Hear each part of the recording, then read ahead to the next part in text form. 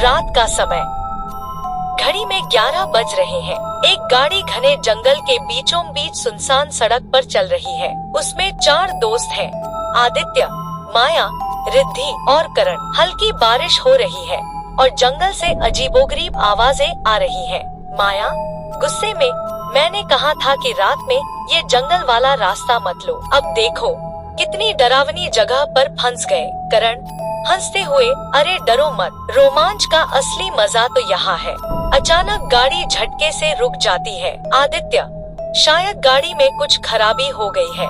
रिद्धि, और अब इस वीरान जगह पर कोई मदद भी नहीं मिलेगी।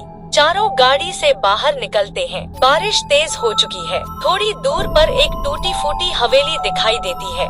हवेली बहुत पुरानी है। उसके ऊपर लगे बोर्ड पर मिट्टी जमी हुई है, लेकिन बारिश में एक लाइन साफ दिखाई देती है, यहाँ झूलने वाले कभी लौटकर नहीं जाते। रिद्धि डरते हुए, यह तो बहुत अजीब है, हमें यहाँ नहीं जाना चाहिए। करण, और कहाँ जाएंगे? अंदर चलो, कम से कम बारिश से तो बचेंगे। चारों हवेली के अंदर घुसते हैं। हवेली का अंदरूनी माहौल भयानक है। दीवारें धूल और जालों से भरी हैं। छत से पानी टपक रहा है। हॉल के बीचों बीच एक पुराना लकड़ी का झूला लटका हुआ है। वह बिना किसी हवा के धीरे धीरे झूल रहा है।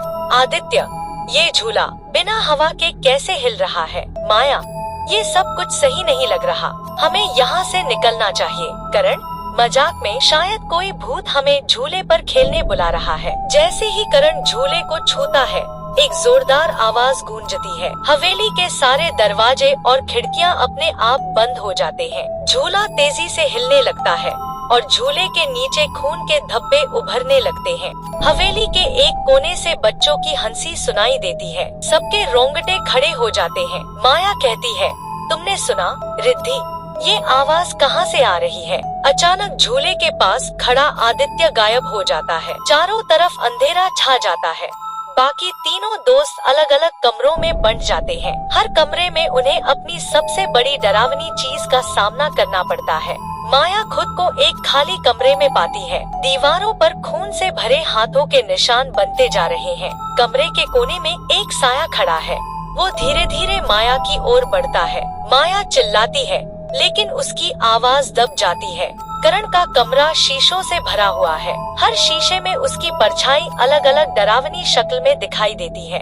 एक परछाई शीशे से बाहर निकलकर करण का गला दबाने लगती है। रिद्धि का कमरा। रिद्धि को एक पुरानी अलमारी के अंदर से किसी के रोने की आवाज सुनाई देती है। जैसे ही वह अलमारी खोलती है, अंदर से एक विकृत चेहरा उसकी ओर झपटता है। तीनों किसी तरह बाहर हॉल में पहुंचते हैं। झूला फिर से झूल रहा है, लेकिन इस बार उसमें आदित्य बैठा है। करण, आदित्य, तुम ठीक हो?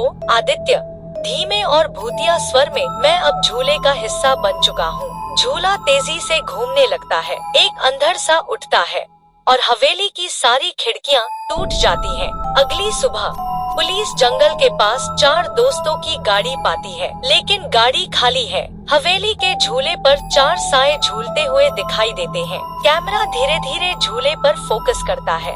झूला रुकता है और अचानक तेज झटके के साथ फिर से हिलने लगता है। स्क्रीन ब्लैक होती है। टाइटल स्क्रीन, झूलते साए।